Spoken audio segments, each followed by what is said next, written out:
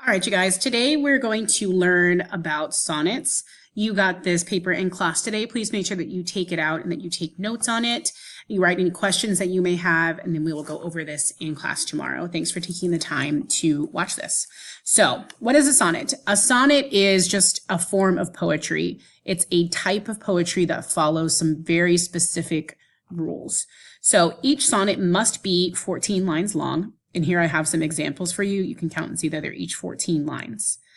Each line has to be written in something that we call iambic pentameter. Iambic pentameter sounds like something really fancy, but it's really not. And I'll explain that in just a second.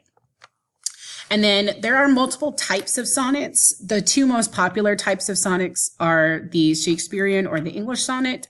And then there's also the Italian sonnet. Based on which sonnet you're reading or you're writing, you have to follow a certain rhyme scheme. So those are the three main rules. 14 lines long, each line written in iambic pentameter, and then follows a particular rhyme scheme. For the video today and in class tomorrow, we're going to be focusing on English or Shakespearean sonnets, and we can talk more about Italian sonnets later. Okay, so let's talk a little bit more about iambic pentameter. Before we talk about what iambic pentameter is, let's first talk about what meter is. So I've written a definition for you here, and I want you to go ahead and copy that onto your paper. And meter is the rhythm or the beat of a poem. So poets can manipulate lots of this stuff within their poems. They can change the stanzas, they can change the form of the poem, they can change the rhyme scheme, they can change the diction, they can change the images, the figurative language, and they can also mess with the rhythm or the meter or the beat of the poem. So iambic pentameter is a type of rhythm within a poem. Iambic pentameter just means 5 iambs. So I'm down here.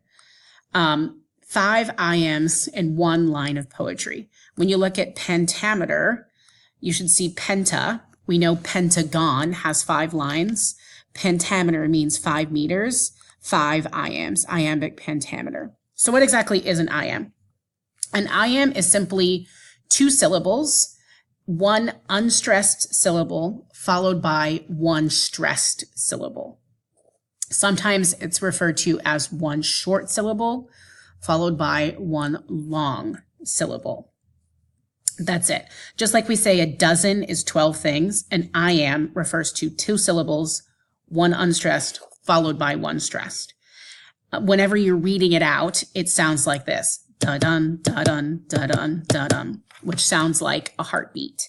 So listen to it again, and I want you to hear the unstressed or the short syllable, followed by the stressed or the longer syllable. Da-dun, da-dun, da-dun, da-dun.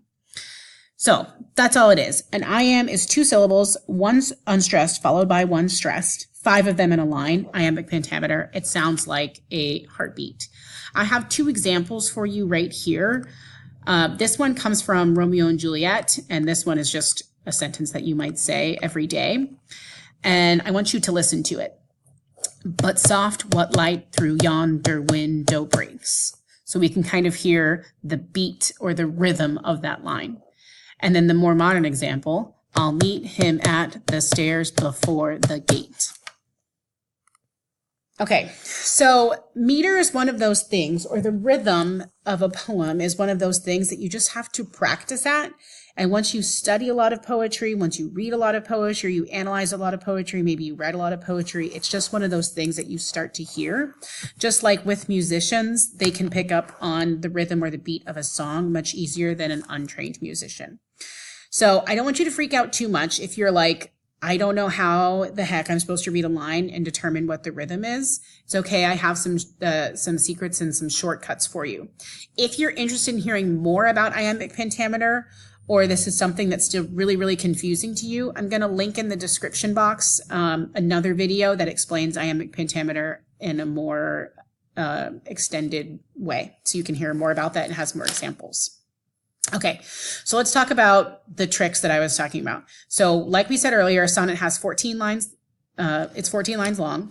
It's written in iambic pentameter, and then it follows a certain rhyme scheme.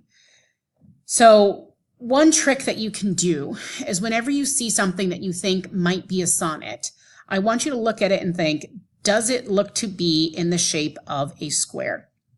If it looks like it is a square, what you're going to, so like you see here, this one looks like a square, this one looks like a square, this one looks like a square. Once you notice that, let's count. Are there 14 lines? Yes. And then going this direction, looking at each line, look at each line and think, does each line have 10 syllables? If you can't pick up on the meter, it's okay. Is it 10 syllables across? If it has 5 iambs, it'll be 10 syllables. So there you go. That's a trick for you and how you can recognize a sonnet. Here's the rhyme scheme for an English sonnet, and this is what we're going to be practicing with in class tomorrow. So we have A, B, A, B, C, D, C, D, E, F, E, F, G, G. Okay, so basically what you need to remember here is that the A sounds sound the same, the B sounds are a different sound, the C sounds are a different sound, so on and so forth, and then it always ends in a couplet, which is 2 lines rhymed together at the end. Okay, so now that we know what a sonnet is and we know some of its characteristics, let's think about why in the world people would write sonnets or why we even need to care about them. So let's remember, first of all, that form helps to reinforce the message of a poem. I want you to think back to when we looked at this poem, Every Day We Get More Illegal by Juan Felipe Herrera, and we talked about how the chaotic form of this poem helped to reinforce the message of that poem. So it's the same thing with sonnets. Sonnets are seen as a classic form. They've been used for hundreds of years. And sonnets are oftentimes used to celebrate something or to declare love for something. So if you want to write a poem about how much you adore a person or how much you adore an idea, perhaps you would write a sonnet because it's typically seen as a love poem or a poem to celebrate something. Sonnets also have a very rigid structure and very confined rules that you must follow. So if you wanted to write about something and perhaps you feel constrained by your love for a person, or you feel like you must follow a very rigid set of rules and you want to create that feeling in the poem, then maybe you would write a sonnet. The rhyme scheme can also create a sense of harmony, especially because we have alternating sounds, and then when something is resolved, we have these 2 sounds together, so that could help to reinforce the message. Irony is always a possibility as well. So let's say, for example, that you really hate something and it's something that a lot of other people love. Perhaps you would write a sonnet to it being ironic. So for example, I absolutely hate cilantro. I don't like the taste of it. And I know that a lot of people really enjoy cilantro. So perhaps I would ironically or sarcastically write a sonnet to cilantro. And the form of the poem, a sonnet, would reinforce that a lot of people love it, but I actually hate it. Okay, so given all of that, I want you to decide, and you can write your answer over here, what would you write a sonnet about and why would you write a sonnet about that? So for me, I would write a sonnet about cilantro because I actually hate cilantro, and I would use the form of the sonnet to help me create that irony. I also hate cilantro so much that I could write a whole poem about it. Maybe I would write a sonnet to how much I enjoy reading books, because reading books is the best. And I would use the sonnet form sincerely. So go ahead and write your answer here. Think about it. What would you write a sonnet for and why? We'll discuss this in class tomorrow. Don't forget that I'm linking a video to iambic pentameter if you have more questions about that. Write down any questions that you have. Bring these notes tomorrow, and I will see you soon.